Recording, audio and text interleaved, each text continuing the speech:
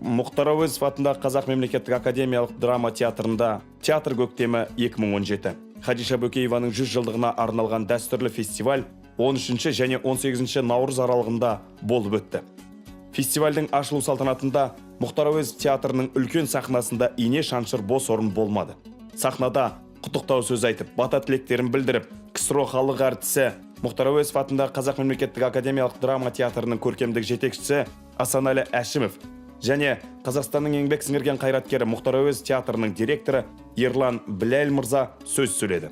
Театр әртістері мен шығармашылық құрам фестиваль құрметіне жайылған қызыл кілеммен жүріп өтті. Сондай-ақ фестивальге төрелік еткен әділ қазылар алқасы таныстырылды.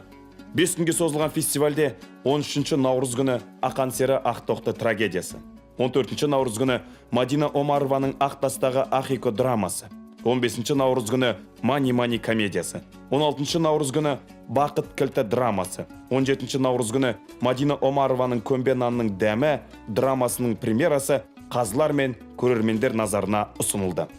Фестиваль аясында өткізілген Хадиша Бөкеева және бүгінгі актерлік өнердің өзекті мәселелері атты ғылыми тәжірибелік халықаралық конференция өтіп, фестивальге арнайы шақыртылған грузиялық Лаша Чхартишвили мен Әзербайжаннан келген Видади Гафаров шеберлік сабақтарын жүргізсе, театрдың сырласу бұрышында өнер майталмандары көрермендермен кездесіп, Хадиша Бөкеева туралы естеліктерімен бөлісті. 17 наурыз күні ұлы ұстазға мың тағзым тақырыбымен актриса Дарья Жүсіп өзіндік жұмыспен адам дауысы моно операсымен өнер көрсетті.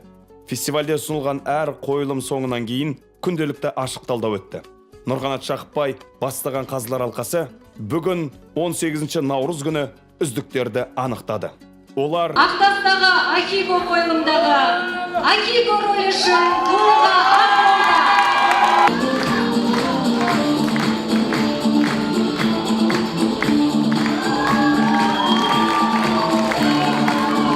Сценография жүлдесімен Бақыт кілті қойылымының суретшісі Мұрат Сапар.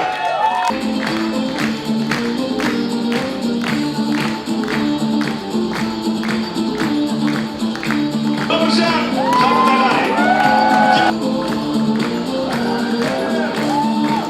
Мыңнан тұлпар, жүзден жүйрік деп танылған әріптестерімізді шын жүректен құттықтай отырып, фестивальге әділ төрелік еткен қазылар мен театр сыншыларына, құрметті көрермендерге, қатысушы шығармашылық және ұйымдастырушы ұжымдарға театр атынан алғысымызды білдіреміз. Келер көктемде кездескенше. Қуаныш Бисағалиев, Назерке Сламбек, Мұрагер Нұрланбеков, Әлішер Күшімбаев, Әуезов театрының баспасөз қызметі.